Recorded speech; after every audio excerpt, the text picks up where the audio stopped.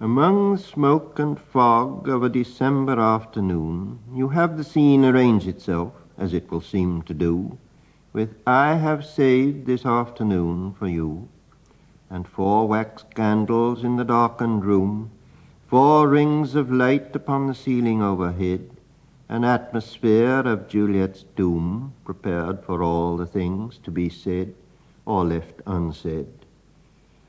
We have been, let us say, to hear the latest Pole transmit the preludes through his hair and fingertips.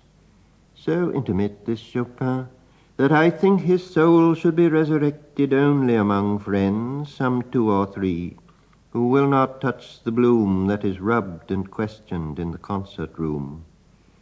And so the conversation slips among velleities and carefully caught regrets through attenuated tones of violins mingled with remote cornets, and begins.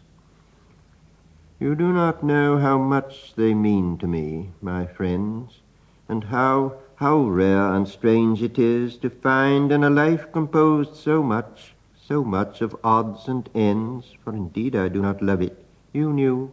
You are not blind. How keen you are. To find a friend who has those qualities, who has and gives, those qualities upon which friendship lives. How much it means that I say this to you. Without these friendships, life, what cauchemar! Among the windings of the violins and the ariettes of cracked cornets, inside my brain a dull tom-tom begins, absurdly hammering a prelude of its own capricious monotone, that is at least one definite false note.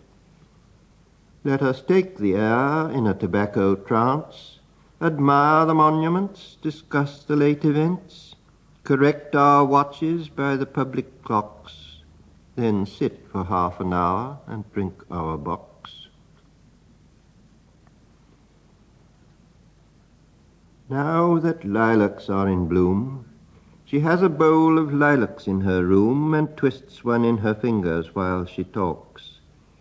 Ah, my friend, you do not know what life is, you who hold it in your hands, slowly twisting the lilac stalks.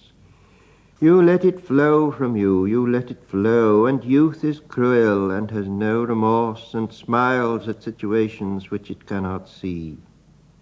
I smile, of course, and go on drinking tea. Yet with these April sunsets that somehow recall my buried life and Paris in the spring, I feel immeasurably at peace, and find the world to be wonderful and youthful after all. The voice returns like the insistent out of tune of a broken violin on an August afternoon. I am always sure that you understand my feelings, always sure that you feel, sure that across the gulf you reach your hand. You are invulnerable. You have no Achilles heel.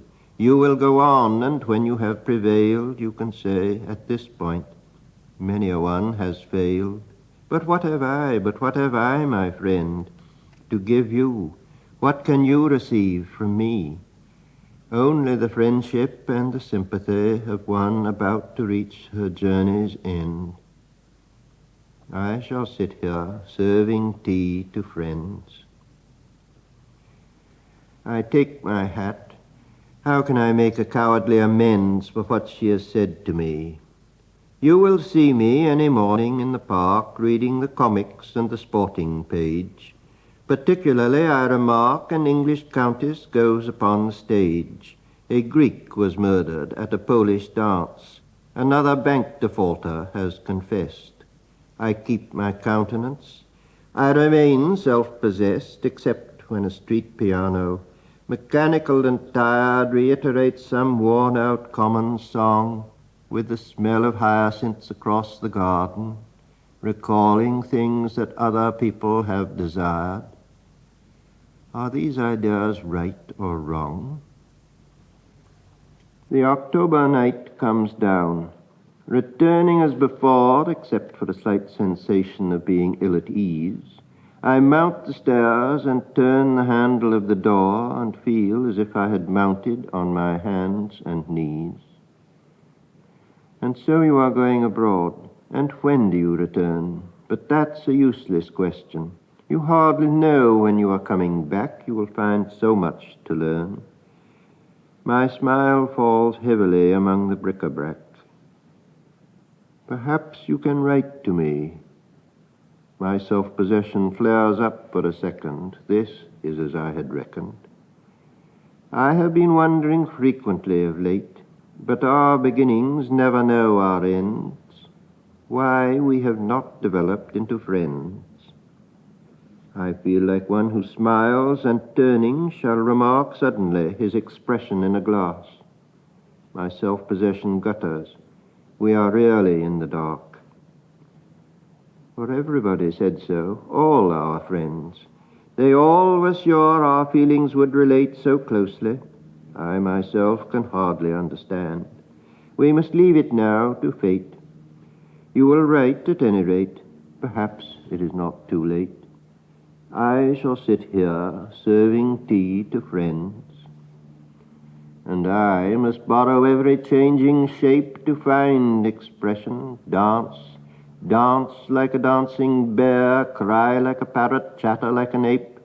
Let us take the air in a tobacco trance.